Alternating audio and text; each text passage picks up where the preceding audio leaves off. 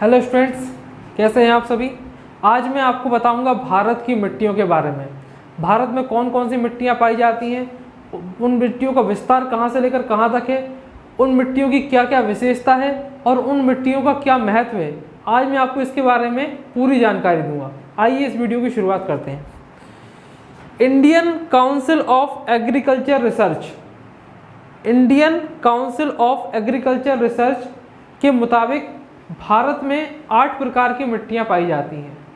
कौन कौन सी मिट्टियां हैं, ध्यान से देखिएगा। पर्वतीय मिट्टी, जलोढ़ मिट्टी, काली मिट्टी, लाल मिट्टी, लेटेराइट मिट्टी, मरुस्थलीय मिट्टी और 2 और मिट्टियां हैं जो बहुत कम पूछी जाती हैं, पीट एवं दलदली मिट्टी, पीट एवं दलदली मिट्टी। और इसके बाद एक और मिट्टी का है, इसका नाम है अम्लीय एवं क्षारीय मिट्टी,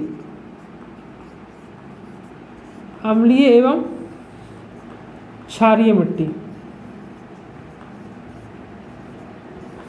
तो हमारे भारत में 8 प्रकार की मिट्टियां पाई जाती हैं, जिनमें से 4 मिट्टियां सबसे ज़्यादा इंपॉर्टेंट है। कौन कौन सी? जलोढ़ मिट्टी, काली मिट्टी, लाल मिट्टी और लेटेराइट मिट्टी। इससे जुड़े हुए एग्जाम में कई तरह से क्वेश्चंस पूछे जाते हैं।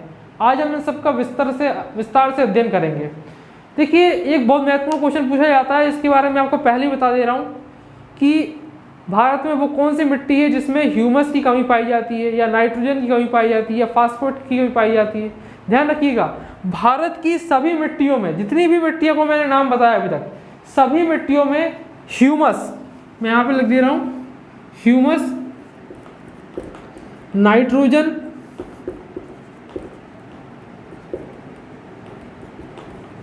और फास्फोरस, ह्यूमस, नाइट्रोजन और फास्फोरस तीनों की कमी पाई जाती है। जितनी भी मिट्टियां हैं, अगर इन सब मिट्टियों में कंपैरिजन की जाए, तुलना की जाए, तो सबसे ज़्यादा ह्यूमस की मात्रा और नाइट्रोजन एवं फास्फेट की मात्रा पर्वतीय मिट्टियों में होती है। नाइट्रोजन और फास्फेट तो आपने सुना ही होगा, ये तत्व होते हैं। लेकिन ह्यूमस क्या होता है? ह्यूमस क्या होता है कि जो वनस्पति एवं जीव जंतुओं के सड़ने एवं गलने से जो जीवाश्म बन जाता है, जो जीवाश्म बन जाता है उसी को हम ह्यूमस बोलते हैं। उसको हम, जब वो लाखों वर्षों के सड़ने गलने से बनता है, वो ह्यूमस कहलाता है। और ये जो ह्यूमस होता है, ये वनस्पतियों के लिए काफ़ी लाभकारी होता है। और ये भारत की लगभग सभी मिट्टियों में ह्यूमस की कमी पाई जाती है। ध्यान रखिएगा, एग्जाम के पर्पज से ये बहुत ही महत्वपूर्ण क्वेश्चन है। तो अभी तक आपने क्या जाना कि भारत में कितने प्रकार की मिट्टियां हैं और भारत में किस पदार्थ की कमी होती है। आइए हम एक एक मिट्टी का विस्तार से अध्ययन करते हैं। शुरुआत करते हैं हम जलोढ़ मिट्टी से। जलोढ़ मिट्टी भारत में 43% भाग पर पाई जाती है। यहाँ पर देखिए मैं लिखा है, सबसे बड़ा जो भारत का मृदा वर्ग है, सबसे ज़्यादा जो मात्रा में मिट्टी पाई जाती है, वो कौन सी पाई जाती है? जलोढ़ मिट्टी। देखिए मैंने यहाँ पर अलग से बनाई हुई ग्रीन कलर से। तो ये जलोढ़ मिट्टी का विस्तार आप देखिएगा। जलोढ़ मिट्टी का विस्तार उत्तर में पंजाब से लेकर, जलोढ़ मिट्टी का विस्तार ये आपका पश्चिम, उत्तर पश्चिमी क्षेत्र है, पंजाब से लेकर कलकत्ता तक है, यानी कि पश्चिम बंगाल तक है। पंजाब से लेकर कलकत्ता तक है, तथा पूर्वी तटीय मैदानी क्षेत्र, इसमें इसको आप और बेहतर तरीके से कैसे बता सकते हैं? महानदी, महानदी,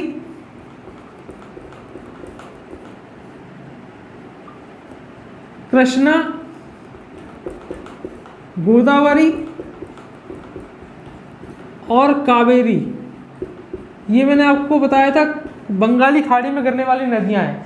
इन चारों नदियों का जो डेल्टा है, जहाँ पर ये नदियां गिरती हैं बंगाली खाड़ी में, इस डेल्टा के जो कोने का क्षेत्र है, यहाँ पर भी बड़े पैमाने पे जलोढ़ मिट्टी पाई जाती है। देखिए मैंने अलग से ग्रीन कलर से बनाया हुआ है।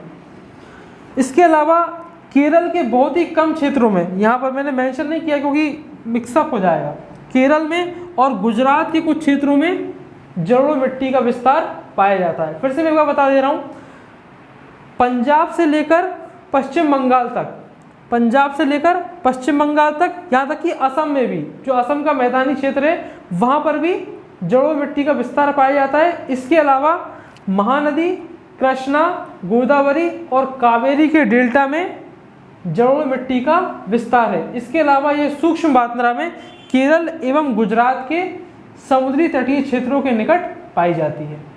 जलोढ़ मिट्टी को हम कांप या कछारी मिट्टी भी कहते हैं। एग्जाम में क्वेश्चन पूछा जाता है कि कांप या कछारी मिट्टी किसे कहा जाता है? जलोढ़ मिट्टी को कहा जाता है। जलोढ़ मिट्टी इन सभी मिट्टियों की तुलना में, जितनी भी मिट्टियों के मैंने नाम बताए, इन सभी मिट्टियों की तुलना में सबसे ज़्यादा उपजाऊ मिट्टी है, ठीक है ना। और जलोढ़ मिट्टी जो इसका जो निर्माण हुआ है जलोढ़ मिट्टी का, ये हिमालय द्वारा जो नदियाँ आती हैं, जैसे गंगा नदी है, यमुना नदी है, वो अपने साथ में पर्वतों के बिल्कुल महीन, बिल्कुल बारीक से टुकड़े लेकर आती हैं और इस मैदानी क्षेत्र में आकर बिछा देती हैं। तो जलोढ़ मिट्टी का निर्माण हिमालय पर्वत से निकलने वाले अवसाद के कारण से हुआ है। हिमालय पर्वत से जो भी नदियाँ अवसाद लेकर आती हैं, जो बिल्कुल पर्वतों के छोटे छोटे महीन बारीक टुकड़े होते हैं, वो मैदानी क्षेत्रों में आकर बिछा देती हैं। तो जलोढ़ मिट्टी का निर्माण हिमालय पर्वत से आने वाले अवसाद के कारण से हुआ है। जलोढ़ मिट्टियाँ दो प्रकार की होती हैं, बांगर मिट्टी और खादर मिट्टी। बांगर मिट्टी और खादर मिट्टी क्या होती है? जब बाढ़ आती है, आपने देखा होगा नदी में बहुत सारा पानी आ जाता है, बाढ़ आ जाती है, तो जब बाढ़ का पानी चला जाता है तो नदी के निकट बारीक बारीक बिल्कुल चिकनी काली मिट्टी रह जाती है। जो नदी के निकट की मिट्टी होती है, बिल्कुल बारीक चिकनी मिट्टी, उसको हम बोलते हैं खादर मिट्टी। ये मिट्टी अधिक उपजाऊ होती है। और नदी से दूर की जो मिट्टी होती है उसे हम बोलते हैं बांगर मिट्टी, ठीक है ना। ऐसा याद रखिएगा, यहाँ खादर से मतलब है खाद, और खाद क्या होती है? वनस्पतियों के लिए बेहद उपजाऊ होती है, बहुत मतलब फायदेमंद रहती है। तो खादर मिट्टी अधिक उपजाऊ होती है और बांगर मिट्टी कम उपजाऊ होती है। खादर मिट्टी नदी के निकट पाई जाती है और बांगर मिट्टी नदी से दूर पाई जाती है। जो हमारे गांव बसे हुए होते हैं वो आमतौर पर बांगर मिट्टी के क्षेत्र में बसे हुए होते हैं। अगर नदी के निकट हम गांव को बसाएंगे तो क्या होगा? बाढ़ की चपेट में आ जाएंगे वो। तो हमारे जो गाँव के जो ग्रामीण क्षेत्र बसे हुए होते हैं वो बांगर मिट्टी के क्षेत्र में बसे हुए होते हैं, और जो हमारे नदी के आसपास की जो मिट्टी होती है वो खादर मिट्टी होती है। तो ये आपका जलोढ़ मिट्टी कंप्लीट हो गया। अब हम नेक्स्ट टॉपिक पर आते हैं। भारत में दूसरा सबसे बड़ा जो मृदा वर्ग है वो है लाल मिट्टी। भारत के लगभग 18% भाग पर, देखिए मैंने लिखा है 18% भाग पर लाल मिट्टी पाई जाती है। ध्यान सुनिएगा, लाल मिट्टी का विस्तार भारत में सबसे अधिक तमिलनाडु राज्य में है। किस राज्य में है? तमिलनाडु राज्य में। पूछा जाता है कि भारत में सबसे ज़्यादा लाल मिट्टी किस राज्य में पाई जाती है? तमिलनाडु में पाई जाती है। ध्यान रखिएगा, भारत में लाल मिट्टी का विस्तार तमिलनाडु, आंध्र प्रदेश, तेलंगाना, उड़ीसा, पूर्वी मध्य प्रदेश, ध्यान रखिएगा पूर्वी मध्य प्रदेश, छत्तीसगढ़ एवं झारखंड में है। जो मैं बताता जा रहा हूँ उसको ध्यान सुनते जाइए। भारत में लाल मिट्टी का विस्तार तमिलनाडु, आंध्र प्रदेश, तेलंगाना, छत्तीसगढ़, पूर्वी मध्य प्रदेश, झारखंड एवं उड़ीसा में है। इसके अलावा उत्तर पूर्वी राज्यों में भी जो पर्वतीय क्षेत्र आप देख रहे हैं, जैसे नागालैंड है, मणिपुर है, मिजोरम है, त्रिपुरा है, यहाँ पर पूरे में क्या पाई जाती है? लाल मिट्टी पाई जाती है। लाल मिट्टी एक कम उपजाऊ मिट्टी है, जहाँ पर वर्षा कम होती है वहाँ पर लाल मिट्टी पाई जाती है। इस कारण से यहाँ पर खाद्यान्नों की खेती कम होती है। यहाँ पर नकदी एवं व्यापारिक फसलों का उत्पादन ज़्यादा होता है, जैसे चाय हुआ, कॉफ़ी हुआ, सिनकोना हुआ। इन सब चीज़ों का उत्पादन कहाँ होता है? लाल मिट्टी में अधिक किया जाता है। लाल मिट्टी कम उपजाऊ मिट्टी है, जहाँ पर कम बारिश होती है वहाँ पर ये मिट्टी पाई जाती है। इसके अलावा लाल मिट्टी के लाल रंग होने के क्या कारण होते हैं? ये सबसे ज़्यादा महत्वपूर्ण है। लाल मिट्टी के लाल रंग होने के कारण है क्योंकि इसमें लोहे के ऑक्साइड पाए जाते हैं। आपने देखा होगा कि जब लोहे में जंग लग जाती है तो उसके ऊपर एक लाल रंग की परत बन जाती है, ठीक है ना। तो इसी तरह से ये मिट्टी के लाल रंग होने का कारण ये है कि इसमें लोहे के ऑक्साइड पाए जाते हैं और इस कारण से इस मिट्टी का रंग लाल होता है। अभी मैंने जो भी डायग्राम बनाया है, जो भी समझाया है, आप उसका एक स्क्रीनशॉट ले लीजिए।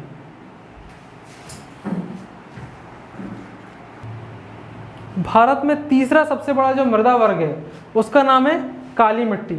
भारत के 5% भाग पर काली मिट्टी पाई जाती है। देखिए, जितनी भी मैं आपको मिट्टियाँ पढ़ा रहा हूँ उन सभी मिट्टियों में सबसे ज़्यादा इंपॉर्टेंट मिट्टी है काली मिट्टी, क्योंकि इसके कई सारे नाम हैं। एग्जाम में कई तरह से क्वेश्चन पूछा जाता है। काली मिट्टी को हम लावा मिट्टी भी बोलते हैं, रेंगूर मिट्टी भी बोलते हैं, चेर लोजाम मिट्टी भी बोलते हैं, कपासी मिट्टी भी बोलते हैं और करेल मिट्टी भी बोलते हैं। देखिए मैंने बोर्ड पे लिखा हुआ है लावा मिट्टी, रेंगूर मिट्टी, चेरलोजा मिट्टी, कपासी मिट्टी और करेल मिट्टी। करेल मिट्टी इसको बुंदेलखंड क्षेत्र में बोला जाता है। बुंदेलखंड का जो क्षेत्र है वो उत्तर प्रदेश और मध्य प्रदेश के बीच का जो क्षेत्र है वो उसे हम बुंदेलखंड क्षेत्र बोलते हैं, जिसकी सीमाएं जो जुड़ती हैं यूपी और मध्य प्रदेश में, उसको बुंदेलखंड क्षेत्र कहा जाता है। वहाँ पर काली मिट्टी को करेल मिट्टी कहा जाता है। इसके अलावा अगर आप विश्व की मिट्टियों के बारे में अगर आप पढ़ेंगे तो विश्व की मिट्टियों में काली मिट्टी को चेरलोजा मिट्टी कहा जाता है। इसके अलावा इसको कपासी मिट्टी भी कहा जाता है, क्योंकि कपास की खेती के लिए सर्वोत्तम मिट्टी जो है वह कौन सी मिट्टी है? काली मिट्टी है। इसको लावा मिट्टी भी कहा जाता है। इसको लावा मिट्टी क्यों कहा जाता है, आइए इसके बारे में जानते हैं। ये जो पूरा महाराष्ट्र का क्षेत्र है, महाराष्ट्र और दक्षिणी मध्य प्रदेश और महाराष्ट्र, यहाँ पर एक चट्टान पाई जाती है। इस तरह से एक चट्टान है। मान लीजिए यहाँ पर क्या है? मध्य प्रदेश है, ये क्या है? एमपी है, और यहाँ पर क्या है? महाराष्ट्र है। यहाँ पर क्या है? महाराष्ट्र है। तो यहाँ पर एक चट्टान पाई जाती है। इस चट्टान का नाम क्या है? दक्कन ट्रेप। क्या नाम है इस चट्टान का? दक्कन ट्रेप। असल में लाखों वर्ष पहले यहाँ पर एक ज्वालामुखी था। ज्वालामुखी की क्रेटर से क्या निकलता था? लावा निकलता था, और लावा चारों तरफ फैल जाता था। लावा कुछ इस शेप में फैलता था, इस तरह से, ऐसे ऐसे इस तरह से। तो लावा जब ठंडा हो गया तो वहाँ पर क्या हो गया? एक चट्टान का निर्माण हो गया। उसी चट्टान को आज हम क्या बोलते हैं? दक्कन ट्रेप। ये दक्कन ट्रेप कहाँ पर है? पश्चिमी महाराष्ट्र और दक्षिणी मध्य प्रदेश में है। पश्चिमी महाराष्ट्र और दक्षिणी मध्य प्रदेश में। तो मैंने आपको जब नदियों वाला चैप्टर पढ़ाया था तो मैंने उसमें आपको बताया था कि जो नदियाँ होती हैं वो पर्वतों से पठार में आती हैं और पठार से मैदान में जाती हैं। तो ये जो दक्कन ट्रेप है ये वास्तव में क्या है? एक चट्टान है। इस चट्टान पर पर्वतों से क्या आती हैं? नदियाँ आती हैं, और नदियाँ दक्कन ट्रेप से निकलकर मैदानी क्षेत्रों में प्रवेश करती हैं। तो नदियाँ जब दक्कन ट्रेप से निकलती हैं तो साथ में चट्टान के कई सारे महीन बारीक टुकड़ों को अपने साथ लेकर चली जाती हैं। तो काली मिट्टी का निर्माण इस दक्कन ट्रेप से निकलने वाली नदियों के निक्षेपण से हुआ है। नदियों के द्वारा जो अवसाद लाया गया, जो मलबा लाया गया, उससे किसका निर्माण हुआ? काली मिट्टी का निर्माण हुआ। क्लियर? सबसे ज्यादा काली मिट्टी महाराष्ट्र में पाई जाती है। अगर आपसे पूछा जाए कि भारत में सबसे ज्यादा काली मिट्टी का क्षेत्र किस राज्य में है? महाराष्ट्र में है। ठीक है, जिस तरह से मैंने आपको बताया था कि लाल मिट्टी का सबसे बड़ा क्षेत्र किस राज्य में है? तमिलनाडु में। काली मिट्टी के अंदर जल सोखने की क्षमता सबसे अधिक होती है। ठीक है ना, इसलिए ये जलोढ़ मिट्टी के बाद दूसरी सबसे अधिक उपजाऊ मिट्टी भी मानी जाती है। ठीक, नेक्स्ट मिट्टी पे हम चलते हैं, लेटेराइट मिट्टी। लेटेराइट मिट्टी का निर्माण हमेशा ऐसी जगह पर होता है जहां पर बहुत अधिक गर्मी हो और जहां पर वार्षिक वर्षा 200 सेंटीमीटर से अधिक हो। जैसे कि आपका ये पश्चिमी घाट पर्वत, देखिए मैंने पूरा लाल रंग से बनाया हुआ है ऐसे। यहाँ पर क्या है, मैंने आपको पहले ही बताया था कि यहाँ पर पूरा पश्चिमी घाट पर्वत है, बिल्कुल जैसा पैरेलल यहाँ से। यहाँ पर पश्चिमी घाट पर्वत है, तो अरब सागर से उठने वाली गर्म हवाएं इस पर्वत से टकराती हैं और इस क्षेत्र में क्या करती हैं? वर्षा करती हैं। ये भारत का वह क्षेत्र है जहाँ पर 200 सेंटीमीटर से अधिक वार्षिक वर्षा होती है। इस कारण यहाँ पर पश्चिमी घाट पर्वत से निकलने वाली नदियों की निक्षेपण और वहाँ से जो अवसाद लाया गया उससे लेटेराइट मिट्टी का निर्माण हो गया। लेटेराइट मिट्टी बहुत कम उपजाऊ मिट्टी होती है, इसलिए यहाँ पर अधिक खाद्यान्न फसलें नहीं उगाई जाती। यहाँ पर गेहूँ चावल की खेती अधिक नहीं होती है। यहाँ पर किसी खेती होती है? चाय, कॉफ़ी, सिनकोना, काजू, इनकी खेती की जाती है। भारत में सबसे अधिक लेटेराइट मिट्टी का विस्तार केरल में है। कहाँ पर है? केरल में। एग्जाम में पूछा जाता है कि भारत में सबसे ज़्यादा लेटेराइट मिट्टी किस राज्य में है? केरल में। ध्यान रखिएगा। भारत के कितने प्रतिशत हिस्से पर लेटेराइट मिट्टी है? देखिए मैंने लिखा है 3.7% हिस्से पर लेटेराइट मिट्टी है। इसके अलावा लेटेराइट मिट्टी भारत के किन किन हिस्सों में पाई जाती है?